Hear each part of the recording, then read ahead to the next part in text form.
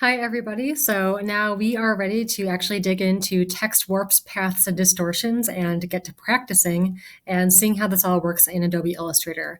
So the first thing that I think is really important after you have your document open is to just go up here and click on the full screen option.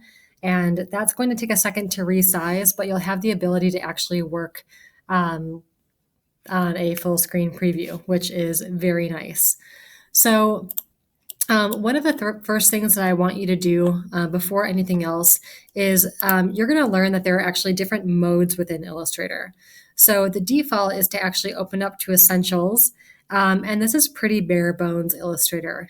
You don't have all the functionality or access to all the tools that you normally would. So I want you to go up here to this drop down, and I want you to change it to Essentials Classic. You're going to notice that a lot of the things look the same, but they are just going to be slightly different, and you're going to have access to control panels that you didn't have before.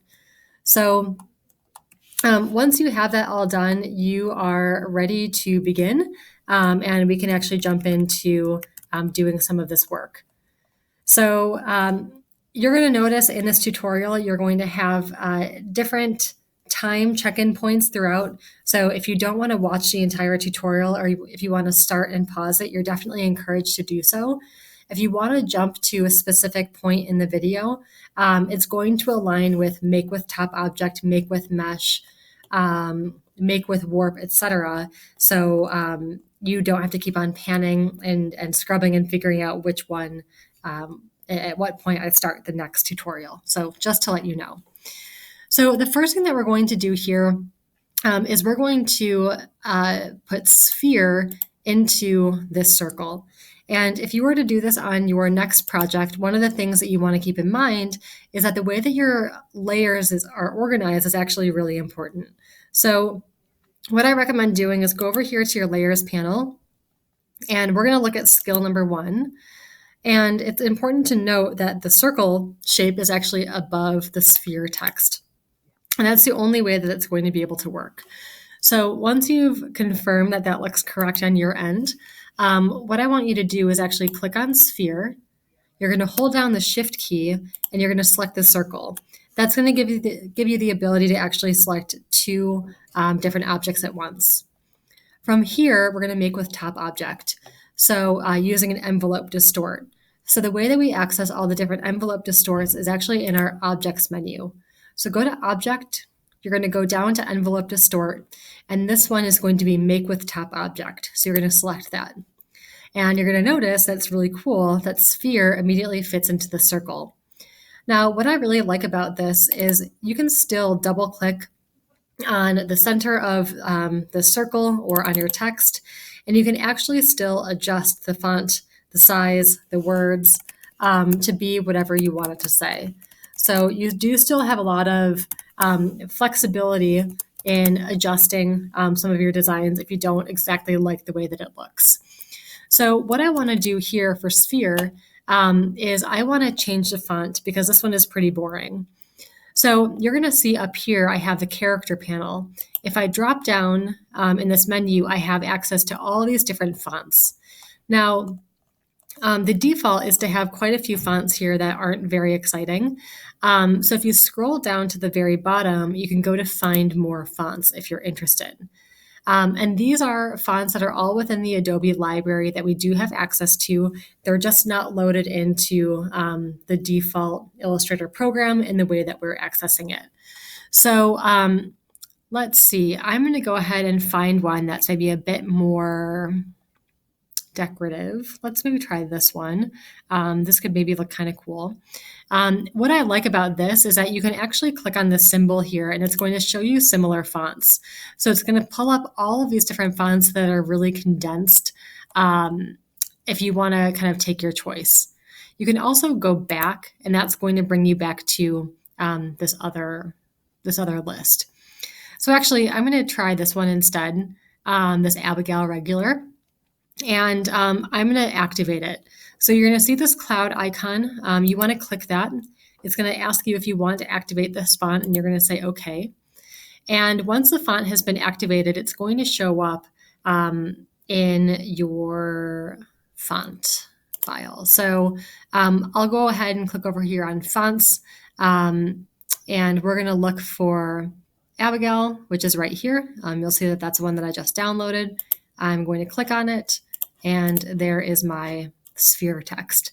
Looks kind of interesting. I don't know if sphere is the right word for it. I don't know. Maybe like this is more like hair or hairy. So, feel free to play around with that. I would like for you to change the font, change the color, change the word in this assignment, whatever you feel like looks best. So you're going to notice that this object is currently isolated. We know that because the rest of the objects and the type on our page is kind of grayed out. So to get out of that, we're just going to double click outside of it, and we're back in action. The next tool here that we're going to learn about is Make with Mesh. So again, before I do anything here, I want to adjust this font, because this font is really boring and it has nothing to do with crunch, at least not when I think of the word crunch. So I'm going to go back here to my character panel, and I'm going to search through some of my different options, and I see this Rig Solid Bold Outline. I like this, so I'm going to click on it. You can choose something totally different. I will leave that up to you. And we are ready to now do another envelope distort and learn how we can make it with a mesh. So I'm going to go up to my object, and sometimes, there we go, object, envelope distort. Let's try that again. It deselected. So select the text, object, envelope distort, make with mesh. And you're going to see that it's going to prompt you to indicate how many rows and columns you want. So if you click on this preview, you're going to see what this mesh can look like. Now, my recommendation for doing this is to keep it really simple. I like that I have controls at kind of like the major points along this word. I don't know that I would increase the rows that much more. I'm not interested in fine tuning and having that level of detail as I modify crunch to fit this bow tie shape. So I'm going to decrease the number of rows back to 2 and say, okay. And I'm going to zoom in for this. And using my my selection tool here, my direct selection tool, I'm going to click on each one of these control points, which you should be familiar with from our first semester pen tool practice. And this is where I can actually go in and I can adjust all of these different anchor points so that crunch fits this bow tie shape. It actually looks like it's being crunched, which is kind of cool. So let me do a couple more here. And the other thing that you may have noticed is that each one of these points, if you click on them individually, you have the ability to actually change the Bezier handles. So if you don't like this kind of funky distort that happens, I can go ahead and click on that control point. I can steer the handle to straighten it out a little bit. So you can really fine tune this quite a bit until it looks exactly the way that you want. Feel free to go in here too and play around with some of these center objects and see what it looks like depending on the different types of adjustments you make. You have a lot of flexibility and a lot of control over this, so go crazy. The goal is to just essentially make it look good and still make it legible.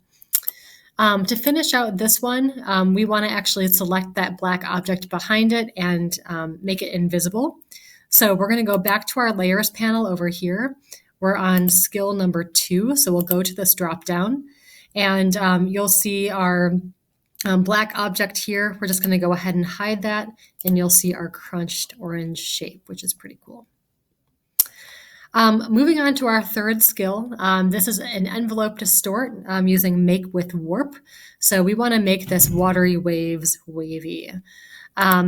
So again, you're going to click on your text here.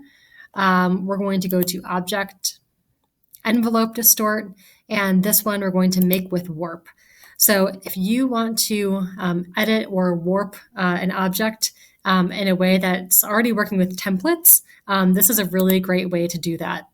So you have the ability to go to this drop down and experiment with some different types of warps that seem interesting to you. For this one, I'm going to do a wave.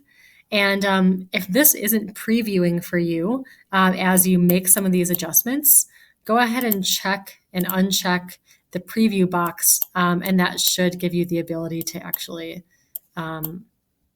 see some of those updates, because I think that's really important as you start to kind of play around with some of these values. So I actually am going to keep this pretty much in the center. I like how that looks. We want to really focus on this being legible still, but still making it look like waves. So I like this. I'm going to say okay. I'm going to click off, and I am ready to go on to my next one. So zooming out again, for this one, we are going to type on a path. So it's really important at this point, if you missed the beginning of the tutorial, if you go up here to the top, you don't want to be on Essentials, you want to be on Essentials Classic. So what we want to do is we want to create a spiral, and then we're going to put some text on a path. So you're going to see over here your line segment tool, most likely. We want to change this to a spiral. So if you click and hold on this and activate your spiral tool, you can drag out the shape of a spiral, and you can adjust, where it starts, where it ends, all that good stuff. I'm going to take my selection tool, and I'm going to just move this over here. You can also hold down the Shift key and do a uniform scale if you want to make it larger or smaller. If you do want to not make it a uniform scale, you do have the ability to just adjust it normally. And to type on a path, we're going to just activate our type tool. We're going to click right over the edge of our path, and you're actually going to see the cursor show up, and it has that little purple text that says path. So that's an indicator that you're doing the right thing. This is going to automatically default with our lorem ipsum placeholder text. Definitely replace this with another text that you want, whether it's a quote or song lyrics or just hello over and over again. I will leave that up to you. You are able to change the font on this if you wanted to check out something a little bit different. You can also go in here and adjust the size of the font depending on the project that you're working with. That's also up to you. You also have the ability to adjust where this starts and ends. So for this, you'll see that I have this little white box here where if I wanted to, you could move these points around using the direct selection tool. So I can kind of modify where this text starts and ends. If you notice you have this little red box, the plus over here, that means that you have text that actually extends beyond the spiral. So some things you might want to experiment with are actually making the text smaller, or making the path a little bit longer. That's up to you. This lorem ipsum placeholder text is going to go on for a while. So I'm not going to go in and make those adjustments here, but just so you know. What I will also do here is, this is going a bit crazy. I'm also going to change the color of this text. So if you just double click on it, it'll highlight. I can go over here and double click on my fill, and I can, adjust the hue over here and find a value that I like and say, okay. And moving on to the next one, this is our final skill here that we're going to learn about, and we want to convert this text to a shape. So the benefit of doing this is you would have the ability to actually adjust some of the different anchor points if you wanted to modify what the text actually, what individual characters looked like, and if you wanted to add your own spin to it. So by doing something like this, it's going to make it a lot easier to modify some of the individual letters instead of making a layer for each individual character that you wanted to maybe edit or do something different with. I think the really important thing to note here is that you have to make sure that the font that you choose is set and decided upon before you convert it to a shape. So once you convert it to a shape, you can't go back unless you undo it or delete it. So I am going to change this to something that's maybe a bit more, let's look at impact. I don't really like impact. That's used pretty frequently, so I'm going to show similar fonts. And this one's kind of cool. I'm going to use this guy. What I can do here, and here's a fun way to kind of tie in some of the other things we've learned about typography, is these letters are really close together. So you can actually adjust the tracking, which is right up here. It's currently set to -100. So if I just put this at 0, 0 is normal in what it typically is. But these are the controls up here if you wanted to adjust some of that spacing that we were learning about earlier. Okay, so if we're focusing here on converting this text to a shape, what I can do is I can right-click, and I am going to go to Create Outlines. And what you're going to notice if I go to my Direct Selection tool is that each one of these actually has different control points. So if I were to click on my Direct Selection tool here, I could actually like extend this O and do something kind of cool with it. You know, if you wanted to take the exclamation point and turn it upside down, you could do that. If you wanted to go to your Direct Selection tool and just isolate the P, converting or adding outlines to this would allow you to do that. So you have a lot of flexibility in here as far as how you want to arrange your text and some of the different objects. It's a really versatile tool. So have fun with it, play around, feel free to change the word if you want. That's totally up to you. So you have now been exposed to all of the different types of envelope distorts that you can do in Illustrator. So once you are happy with your modifications and you've shown me some of these different skills, you are going to save the file as an Adobe Illustrator file, and also you're going to export it as a PNG. So first, to save your file, you should have done this already, but in case you haven't, go ahead and go to save. This should already be renamed with your name since the file was assigned to you. But now to export it, you're just going to go to File, Export, Export As, and you're going to just go ahead and say PNG. If you already have a graphics folder, please go ahead and save that in there. You can make a new folder for this project called Typography, and save any of your practice files in there to just make them easy to access. So once all of that is set up, you can go ahead and say export. Your resolution can be set to medium, 150 ppi. The background color can be set to white. You're going to say OK. And your PNG has been exported and you are ready to submit to Google Classroom. So thank you for watching. Have fun working on this, and I look forward to seeing what you make.